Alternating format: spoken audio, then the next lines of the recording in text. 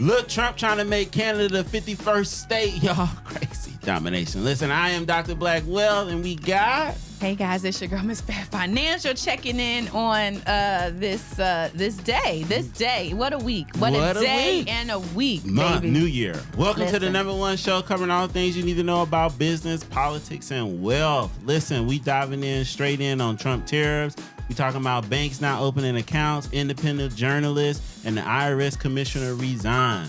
Don't forget to like, share, subscribe, hit that bell. Stay tuned. We dropping the episode every Friday. Talk to us. All right, we diving right in. So the first thing is on the agenda is Trump tariffs. He issued tariffs on Canada, Mexico, and China. To give it a little context, Trump did a 10% tariff on China to impose on China's imports, 25% to Mexico and Canada on their goods and services, and countries reacted, right? So this is a negotiation war. China has a response on it. Canada and Mexico also have a response on it. What's your take? It sucks to be an ally of the United States, huh? That's what I'm. The allies. I mean, I the adversary only gets a 10% tariff, gets a penalty, but our allies to the north and the south get 25%, additional 25%. I don't like it. I think if you wanted to renegotiate a trade agreement, which he did last time, right? He tore up NAFTA and he did the last agreement that Biden kept. Now he's saying, no, that's not enough. I think be an adult, come to the table and say, hey, we need to talk about X, Y, and Z. And the posturing is really crazy. I think I don't like it. I don't like it. So I'm giving him, okay, so this is the thing. I'm giving him 2 grades. I know y'all shaking your head. I know. Okay, so I don't like it. Split the difference in grading. I am. Okay, I can't. Okay. So the average. Okay, a C minus. Okay, because there you go. It is him, but I do appreciate the disruption of the status quo and how stuff was always done. Oh my God. Okay. So I do appreciate a little disruption, but how it's being done, I am not a fan. I am not a fan that you got to burn down the whole house. All right, cool. Y'all, geopolitics is complicated. State the obvious. You see my face. I'm going to just leave it at that. He likes it. Listen, I'm going to give this a B. Here's what we got to consider in this scenario. The America brings in imports from Mexico totaling, at least of last year, $466 billion. The thing that you got to flip the coin on his head and see it from his point of view is you have to look at, first of all, tariffs and imports. Tariffs are taxes on countries for import and exports goods, right? So this affects the money that each country makes. This is how I'm seeing this. When you look at Canada, 20% of their income come from the goods and services that they import into America. With Mexico, 32% of it is basically from America. And so when you look at that, I don't think, me personally, this is how I see it for everybody. I don't think you should be having too much dog in the fight where you don't have contingencies. This means that they're relying on America for income far more than they're relying on their own self to sustain their country. I don't know what the overall play is as of yet. However, I do know from Trump's standpoint on issuing these tariffs is let me increase tariffs to increase our income and also looking at to take in less taxes where the shortage will come up from tariffs.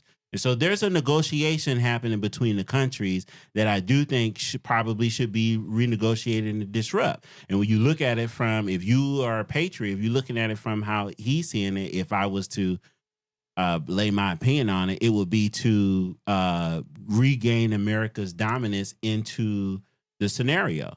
And so for that, I'll give it a B. And just because I really don't know how it's going to play out. It's going to take some time as there's negotiation back and forth. He's putting out policies. People are retaliating, which is a good thing because I think it's strategy and everything that you do. So we'll see what happens when it comes to these trades and keep an eye on it. The way this affects business owners is you have companies who import and export produce and stuff like that. So, but then we heard the news, like a company like Chipotle who brings in avocado, but they're like, hey, we have like over like 90% of our avocado, a small percentage of that comes from Mexico. So they're like, hey, this won't impact us or our bottom line at all. But for some companies, it might, depending on what your product or service is and how you get it in and out of the country. I think that it's very inflationary, and I think what he's doing is counterproductive. Again, you can renegotiate the deals without doing so much harm to the American people. The companies are paying the taxes, which means that it'll spill onto the consumer. Okay. Ford himself, the CEO of Ford, talked about that. Of course, we don't make anything. There are assembly plants here. All of the parts come from Canada or Mexico to assemble that will disrupt the entire car industry. That will also add on additional funds, which means buying cars are going to be more expensive, buying houses, buying any and everything. Most things we do not make here. And we're not even set up to make, right?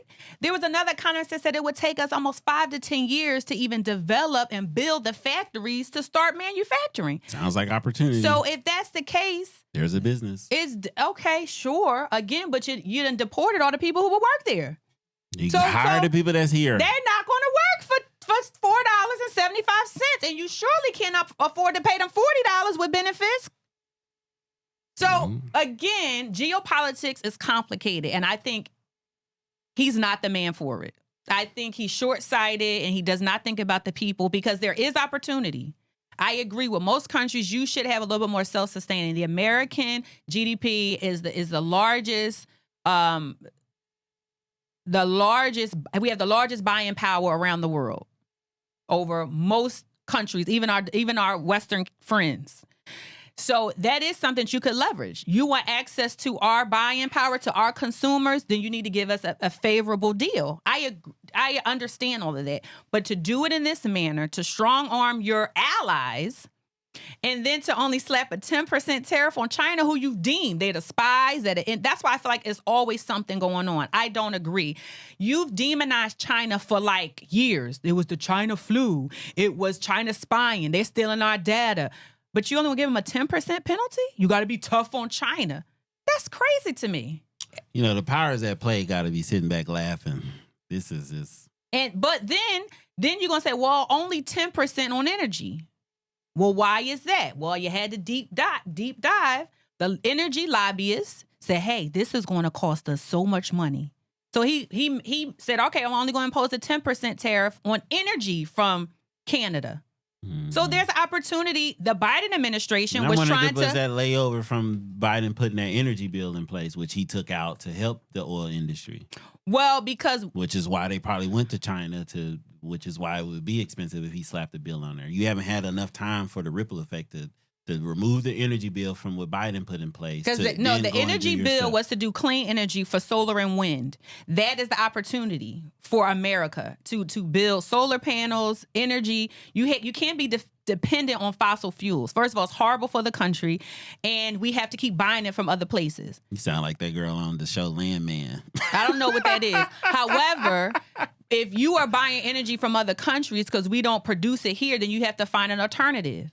So fossil fuels and digging for oil is obsolete, and he's not moving us forward. He's trying to tie us to the past. Yeah, but I guess the reason why I brought that up was because the guy on the show had a good point. Like, you are trying to move forward, and I get that, to stop using fuel and oil and stuff less.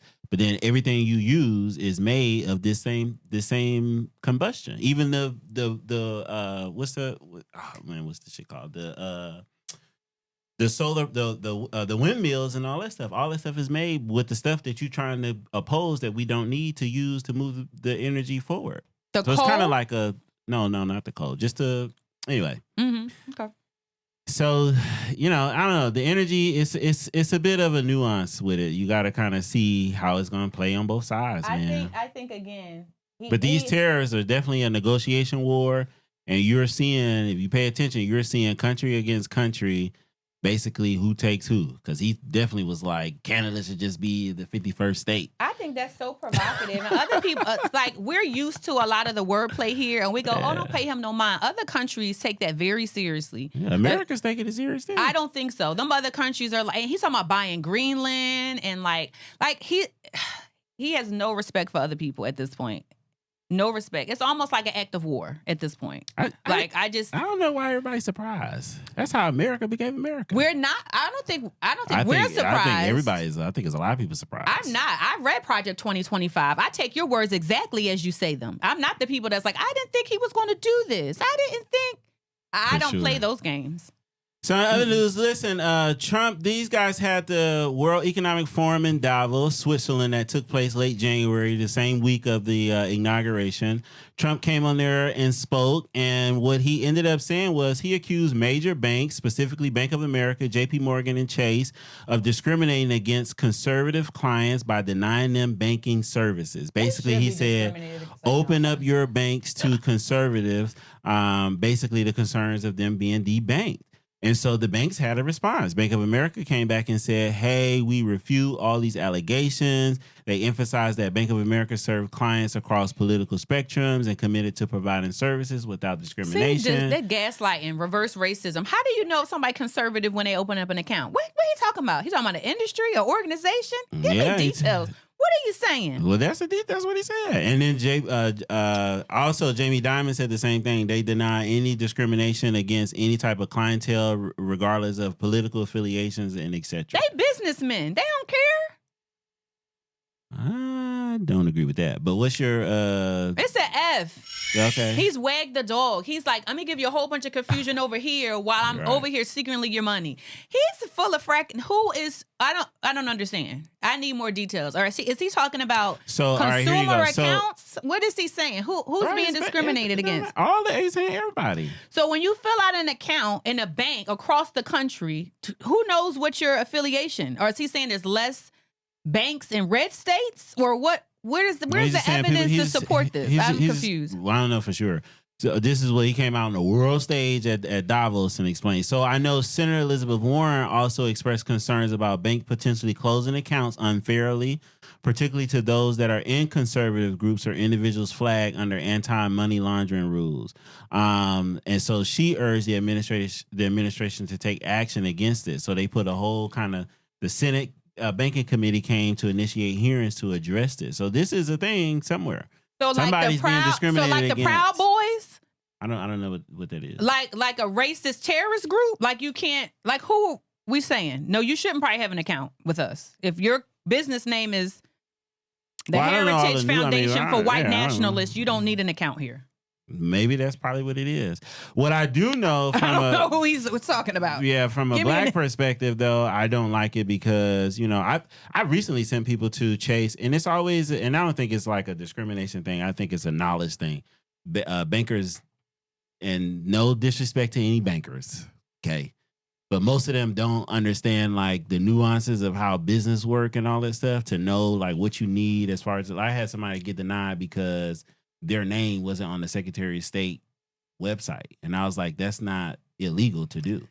So, right, but I think more needs to happen because I do agree. Like as a banker, how business operates, I agree. Because I had someone say, oh, you're not a registered agent. Well, the registered agent just fills out the account. I don't need to be on there. So I definitely get that. But I don't think him talking about because they're conservative, they're not getting an account. They got to be political organizations, though. Like what? I need more detail. If you saying you're the White Nationalist Foundation, I don't. They definitely probably have accounts, but I don't want your business because you're a terrorist group. Is that DEI discrimination? All right, in other news. Call it what you want.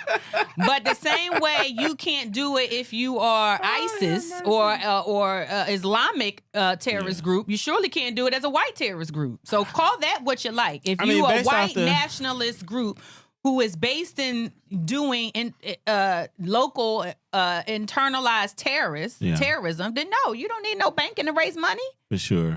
Based off the comments, I'm probably give it a C. I don't know all the nuances behind a religious standpoint from it, but banking banks do need to be able to, but it's the same fight, right? Not opening up to certain groups. That's just a thing.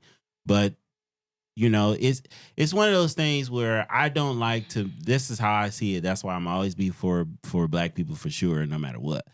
I just don't like to be in a position where I have to have checks and balances based off what you say I can and can't do. I don't like that feeling at all. And that's the position most Americans take on everything. You willing to get the permission of somebody else that affects how you do whatever it is you do. I'm a business owner. The same way if I have a credit repair, some of them, they say high risk. They won't even let you have an account with that. That's their, to me, a little bit of their discretion on who comes in their bank. 100%. I don't know how you can point out a conservative thinker. I don't know how you do that. Because you're just definitely not on the application. No, it's not. Your name would have to be Am I a Republican or Democrat? It would have to be like the White Nationalist Heritage Foundation. The name's got to be crazy. The name of the business. We are the KKK. If it say White Nationalist, you're a local terrorist. I mean, for that. All right, y'all. Moving on. Listen. Okay. In other news, here's what I think is very, very great. We got Trump. I think it is. Okay. Trump, White House press secretary. They announced that the White House is allowing independent journalists, podcasts, social media influencers, content creators to apply for credentials to cover the White House events. What's happening is there is a shift. And Trump is probably recognizing this on one of his wins to the presidency as he went on like Joe Rogan podcast and I forget the other boy. It was all on TikTok. That we did Flagrant podcast. Those top big podcasts that went viral. He's recognizing the control for independent artists to control media. And that be a freelance, same thing we're doing, outside of controlled media, CNN, NBC, Comcast, and the whole 9 yards. And so basically, it's a space for that. What's your take on it? I give him an A for it. Oh, okay. I think it's a great idea, but again, it's the messenger. Because it's always going to come with control. Here we go. What kind of control? It's going to say, don't post this or you're going to lose your White House credentials. He does the same. Sure. He does the same. They got the same the freedom rules. of speech. No. ABC and them got the same rules. And Fox, all of them. He wants his own echo chamber. Oh, yeah.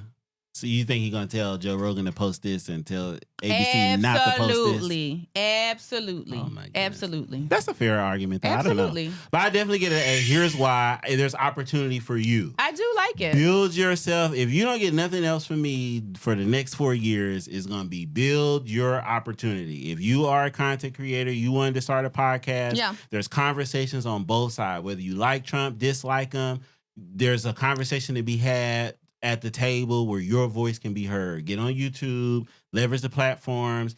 If I was in DC, I'll definitely be trying to apply. You don't even have to be on DC. You know, there's a lot of creators I follow on TikTok, and they've got invitations to come, and they've shown their application. They're like, look, I'm an official White House, blah, blah, blah, blah, blah. I just know you got to keep traveling there. You do. You got to go in there. That's you the only do. reason And why some of them are like, it. I like it. I'm taking it. There's some people are like, no, because they told me what they want, the angle they wanted me to pitch. Yeah. Like it's almost like government-sponsored TV. 100%. You'll have the opportunity to ask questions based off how you see things and your take on it and come back and report. Hopefully somebody will come back and report real news. But no news is reported without somebody's opinion. So unfortunately, you're going to have that. Yeah. All right. In other news, the next thing on our agenda is the IRS commissioner resigns ahead of Trump before he got inaugurated, right? So Daniel kind of resigned. And so you got an appointee that's there. And it's a lot of things that's happening in the IRS building, which is why I bring this up, because it affects you with the taxpayer. First thing to not be concerned with is you can still file taxes. Taxes are still due regardless of what's going on. Please file your taxes. If you need to file your taxes, come see us, right? Please. The other part about it is Trump also, Biden administration was for bringing in a whole bunch of new hires and going after millionaires and billionaires on people who not paying taxes, et cetera, to get money. His plan was a lot. It was more than just that. It was also staffing. It was updating software. It was a lot of that. So don't just focus on that. It was right, but that's the focus that that It was funding all from the bottom up. Sure, ma'am. They need upgraded systems as they are always You know late. they do. We interact with them people every year. Hey. Most of the government systems are very archaic. Right. So then his stance is basically pause that. Whoop, there it is. We're not going that route. We're not hiring. We're not increasing people. And we are trying to propose the new tax policy. No taxes on Social Security tax tips and et cetera. And expand the tax, the Trump tax cut for businesses. So what's your take on all this that's going on? What am I grading again? Am I grading? I'm grading. But this is the whole situation. Right. Okay, so again, he's a wealthy man who only looks after himself because to me. Be careful what you say now. Are you working for the IRS or are you working for your clients? I work for both. Oh, I work for both. I work for both. My clients, I help them lower their tax debt. I help them win within the guidelines that are set by the IRS. Oh, okay. Okay. So That's a good political answer. Because you work for both. I have to be like, hey, listen, these are the rules and regulations that are set. Now, could we try to influence and change those rules and regulations? We could. That favors, the average American. The business owner will always win, right? No matter who's in office. The code is set up for them. We already know that. Tons of loopholes, tons of deductions, tons of things that, the more money you make, how you get out of paying earned income. But the average American who makes $40,000 to $100,000 gets eaten up with taxes. It's horrible. And I just feel like where the money goes and how it's dispersed does not then come back to the American people. So whatever he has set up for taxes is really just to benefit him and the people that are in his tax bracket.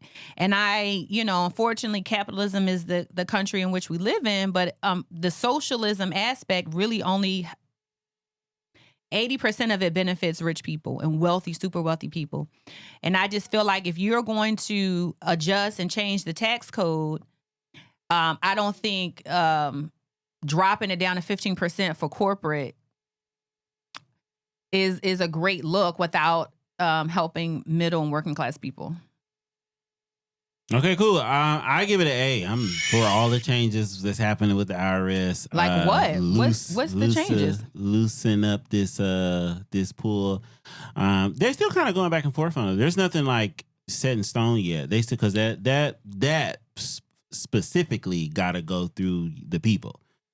So he's not going to be able to like executive order his way through that thing. No, he's like, I want 15%. Yeah, that's corporate. I don't know what they're going to do, but a negotiation I feel is warranted. But I'm only speaking on the side of me being a business owner. So we'll always win, though. I'm not worried about me personally as a business owner.